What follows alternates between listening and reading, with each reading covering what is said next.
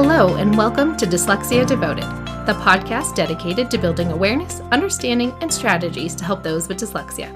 I'm your host, Lisa Parnello, dyslexia therapist and founder of Parnello Education Services. Join me as we dive into today's episode of Dyslexia Devoted.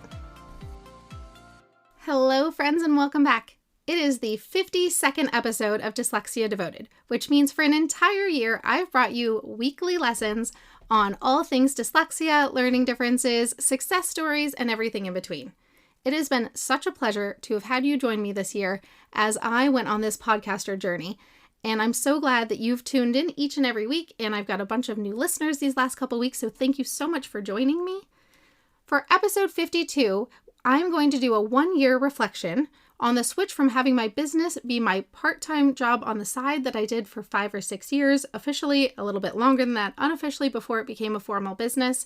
Now I switched 1 year ago into making it the heart and soul of my daily life, and it was the best decision I ever possibly could have made for myself. Episode 52 is all about a 1-year reflection and why educators are leaving the schools right now. Don't worry, next week we will be back to our normal routine, and it will be all about new fun strategies that you can use for kids in the summertime and some fun learning activities that you can do for summer, whether you're a parent or an educator. So I'll go back to my completely normal routine. I've already got an episode mapped out for you on that one, but this was a major milestone that I really couldn't pass up. And to be perfectly honest, I've been really thinking about it for an entire year about when I should share the reasons with you why I left the school to begin with.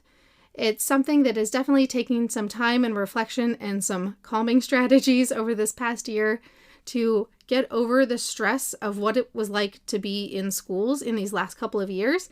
And I think it's really important for everyone to know what's happening in our educational systems right now and why there's such a shortage of teachers and why the teachers that are there don't seem like they're doing their best, even though I promise you most of them are doing their absolute best. And so let's take this episode to talk about what's happening in our schools and why a lot of amazing educators are leaving. So 1 year ago, I was the director of the lower school division of a school for kids with dyslexia. And I want to point out the struggles are slightly different whether you are in a private school or in a public school in these last couple of years, because your life probably looked a lot different. In the public schools, a lot of times the school was shut down for an entire year and they spent an entire year teaching online. In the private schools, a lot of times kids went back to school very quickly. Like our school was only closed down for, from March to the end of the school year, and only the first month, maybe month and a half of the school year when the school year started again. And then we switched to that hybrid model where kids were half in person and half online. Trying to teach through all that was challenging, and I know a lot of parents felt like it was homeschooling, but that does not actually mean the teacher's job got any easier. The teachers had just as much work to do, if not more, because a lot of times whatever you did in person, you can't do the same online, so then you had to adapt everything you would normally do to try to make it feasible to do on the internet. And then kids turn off their cameras, so you feel like you're talking to yourself, and the normal feedback you would give to the kids, you can't because you don't want to embarrass them in front of the whole class. And there's all these other things that come into factors. And then we also have the fact that with the pandemic and at the very beginning, many people who are older were more susceptible to getting more sick. And so therefore, educators who were closer to retirement, a lot of them chose to just retire and call it a day because they didn't want to be exposed to children all the time that would put their health at risk. And then we also have people with other health conditions, such as, heart diseases or cancers or things like that are immunosuppressed, and they couldn't be in schools either. So factor in the real world, people like that work in schools and work with kids. So all of those things meant that everybody who didn't have those kinds of conditions and other problems were doing their own job, plus somebody else is on top of it, working day to day with schools and kids. Teachers and educators who were parents, and therefore they had to work with their own children at home because their schools weren't open even though ours were. And it built this long-term struggle of everybody having to cover for somebody else for an extended period of time. In educator world, it is very common that you help cover for your fellow teacher in some way, whether that be you taking their students into your classroom because there's no substitute, or you end up having to substitute in another classroom. And all of these factors are one thing if they happen for, a short period of time. Sometimes there's like a crazy month at school, something's going on. But for it to happen continuously for 1, 2, 2.5 years, it really starts taking its toll. For me personally, one of the biggest struggles is there were no substitutes. So I hit the point where I was the division director, the Wilson trainer, so training the teachers to do our reading program, and a substitute teacher, all simultaneously. Meanwhile, my boss was across the country over in Cape Cod. So I ended up running a lot of the day-to-day operations of the school on top of doing all these other things, and it just was never ending. Each day, I was always covering for somebody else and always feeling like I couldn't keep up. And I would end up working 14-hour days because I could never physically do my own job plus all the covering for everybody else during the day. And that made it really challenging for me. One of the things people suggested, well, just don't do your tutoring kids, just cancel on them. But you know why I didn't do that? I realized they were the best part of my day. That was the one part of my day that was going really, really well. And I didn't want to give up the one part of my day that was actually going really, really well to just do all the things that were going really, really horribly. That became a huge motivator for me to go ahead and make the change from my business being the part-time thing that I did to full-time, because I realized that working directly with kids was the happiest part of my day. One thing a lot of people don't realize when they're trying to find a specialist in something is that a lot of times the people who are really good at something get promoted and then they don't do it anymore. When I was working at the school, I was a teacher and an instructional coach, and then I became the literacy specialist and helped all of the kids at the dyslexia school who had even more trouble than even our normal groups were able to help. So then they would come to me for a specialized instruction to help the kids who are the most dyslexic and the most challenged. And then when I got promoted to division director, I was no longer working with kids anymore. And same thing with me being a trainer. I am a trainer for Wilson.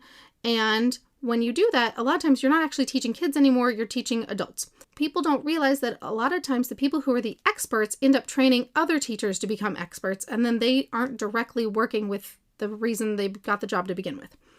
And that was something that really disappointed me, because that was the part I always loved the most, was really working with kids.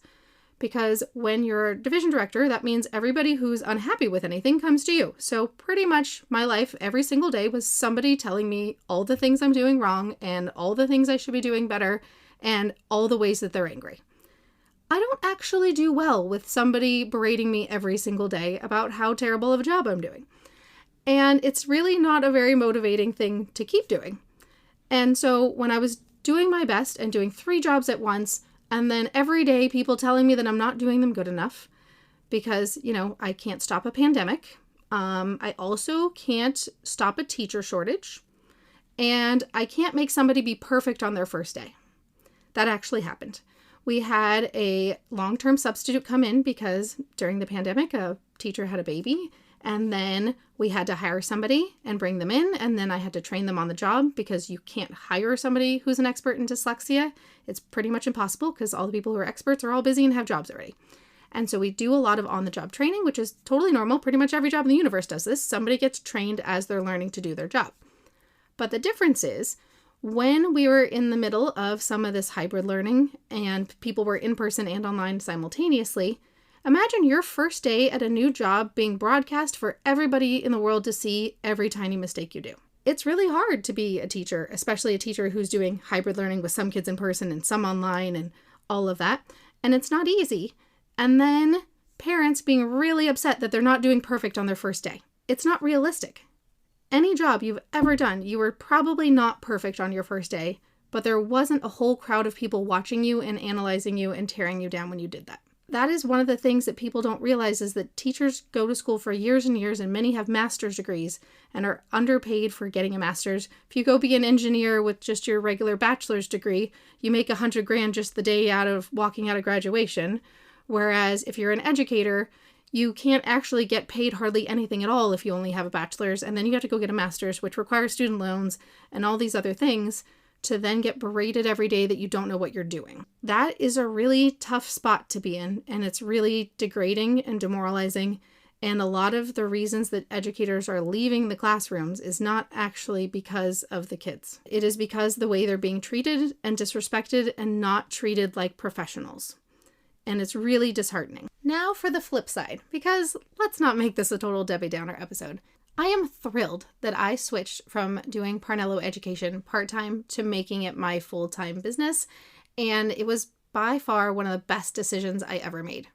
I make my own schedule. I generally only work 4 days a week, And I choose to work 4 really long days, and they're longer than I initially planned because I'm a total sucker for a kid who can't read. So I now have a couple kids I see at 7 a.m. Why did I agree to that again? Oh yes, they're adorable. They need to read. Kind of important. And so my days are longer than I meant for them to be, but I can have 3-day weekends. I only work Friday if I feel like it, and even then it's more like recording this podcast that I actually really enjoy doing. I've been able to do 52 episodes of helping you guys learn more about dyslexia and education and learning differences and things like that. I have parents who are really happy with me and families who are amazing that I work with and who are super respectful because it's my business. I get a choice. If you're not respectful, you're not allowed to be one of my clients. It's a pretty firm rule. I have an adorable families only rule. I'll be really honest. And by adorable families, I do not mean by looks. I mean by kindness. Kindness is literally my number one rule for the clients I take on. I am all for teamwork and collaboration and suggestions on what we should work on next. And I love being a partner with the families that I work with because we've seen amazing gains this past year with the clients I've been able to see, because I can actually see them more frequently now for some people because I can start my days earlier. So I can take on more kids than I could when it was only part-time. And I can see a few kids more frequently than I could before because I was doing it on top of a day job. And so I only had a certain number of days a week or a certain number of hours in a day. And so I can see more kids and see them more often. And the gains have been amazing. Each day I'm treated like a respected professional. I am treated like I know what I'm doing because I do. I'm very good at what I do. It is one of those things where I get to work with the best parts of my job. I get to pick what I do for my business, so I'm intentionally picking things. I like doing this podcast and teaching adults, teaching kids, which is why I started the podcast and then the online courses for parents and educators, because I'm really good at teaching both parents and educators on top of teaching kids. I like doing teacher training.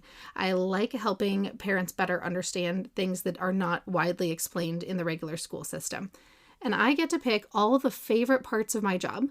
And then kind of accidentally, I've been asked to do some curriculum development for a company. So I'm doing curriculum development on the side in between kids because if you know anything about a tutor's schedule, typically there's this dead zone between 10 and 1 in the afternoon where nobody comes to you because they are all in school or eating lunch or doing all these other things. And so I have this little block in the middle of my day where I go out, I go for a walk. I actually get to go out to lunch now, which as an educator, I've never been able to go out to lunch in the middle of my workday. I've gotten to go out to lunch with friends several times this year, and that has been glorious to work for a couple hours, go out, have a long 2-hour lunch with a friend, and then come back and work some more. That has never been something I've been able to do. And it has been thrilling to be able to just decide that, oh, sure, I can go take a long lunch today, no problem. I've been able to decide when my own vacations are. I ended my school year early for my tutoring clients, so this has actually been my very last week with students for this school year. And then I'm going to take a couple week break from working with students before my summer program starts. So I get to go on a vacation at a cheaper time of year, which is awesome. And the weather is a lot more pleasant if you go in May instead of July, if you go on vacation somewhere. And I actually can have a little bit of control over my own salary, which was something at the last school I didn't realize I was being underpaid by literally tens of thousands of dollars because I wasn't allowed to see the pay scale because they didn't really have one. And so I didn't know what anybody else made. Even though I was the boss of other people, I had no idea what the people I was managing, I didn't know what their salaries were.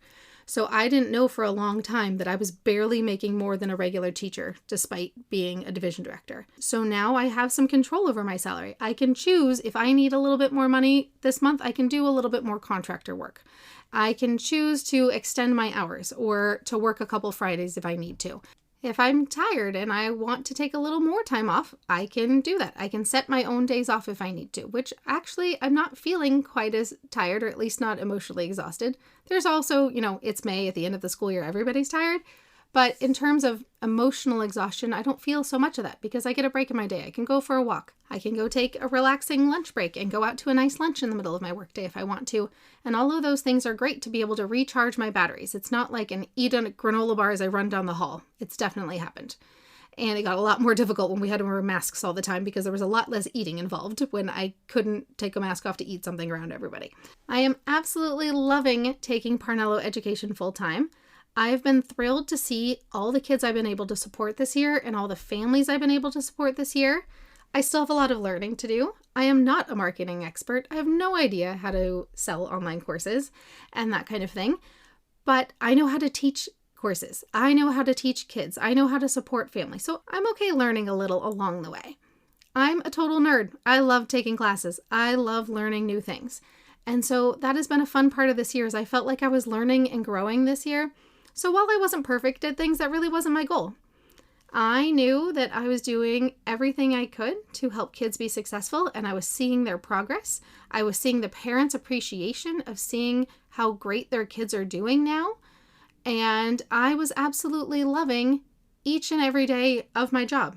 There's not been one day where I'm like, oh, I can't do this one more day. I was in a meeting before I was on a discussion panel, and they were asking me some questions and wanting to know what I'm doing right now. I was like, well, that's a long list of things. I'm working one-on-one with kids. I'm doing contractor work. I'm a trainer and I train teachers, and I've got some online courses, and there's the podcast. So yeah, there's kind of a lot. I'm a little crazy, but I love all the things that I do. And the person said, well, you're an entrepreneur. That's what you do. And it really affected me because I know technically that's what I am, but I would never call myself an entrepreneur. It is not a word I would ever use to describe what I do. I'm just a nerd who's really passionate about what I do and what I teach and how to help support kids and families. And so it was really funny hearing someone call me an entrepreneur and be thought of as, a business owner, when I feel like I just made a job of doing all the things that make me happy.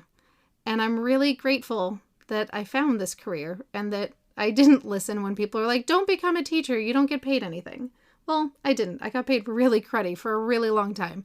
And that's actually why I started this business, is because I couldn't afford my student loans with my crummy salary. My first tutoring jobs were really just to pay off my grad school loans. And then they became paying for vacations. And then I realized I could actually make an entire job of just doing my side job. And it was a really great decision. And I've met amazing families and amazing educators and amazing other business owners too, because, I don't talk to adults all day. I talk to children and that's it. And so it's been really great that I've been able to connect with other business owners who do similar jobs to what I do. So some speech and language pathologists, some psychologists and things like that. And we've been able to meet for lunches and make new friends because all of us just talk to children all day. So it's nice to have adult conversations.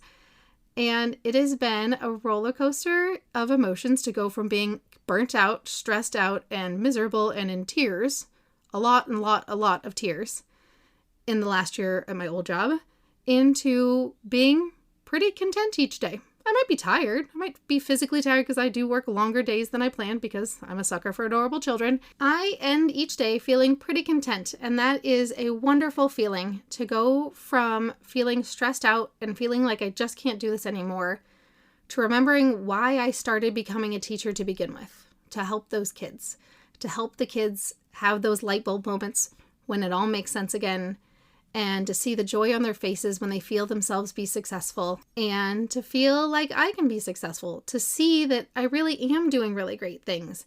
Because even though I was working really hard at my old job, and my old staff members, I see them quite often, tell me how much they miss me and what a great job I did while I was there. Because remember, I only heard the negative feedback, but my team felt really good about the way I led them. And I did a great job leading that division. And my team members still miss me and tell me all the things that they learned from me and are doing now without me because I showed them how to do it on their own. And I can see them be successful without me, which means I know I did a good job leading them because I taught them not just to do it with help, which means they can do it on their own, and that is leading to their own success. And they don't always have to lean on me. And it's a really good feeling to know I did something good. Even though I was so stressed out at the time, I couldn't see the good that I was doing because I just heard so much negative feedback. It was hard to hear the positive stuff. Wrapping up this episode, please give your child's teachers some love and some hug and some kindness because they haven't gotten a lot of it this year. These last couple years have been rough all around. I know a lot of educators who just turned in their notice right now. I know a lot of educators who said, I'm not going back. Remind them that they're cared for and appreciated and that you know they're trying their best, because I think some teachers really need to hear that right now. That's it for today. Next week, we will go back to our regularly scheduled learning episodes all about dyslexia and learning differences. Thank you for listening today. Next week is all about some fun summer learning. See you next time.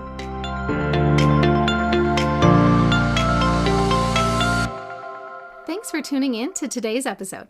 If you want to learn even more about dyslexia, check out parnelloeducation.com/courses. See you next time.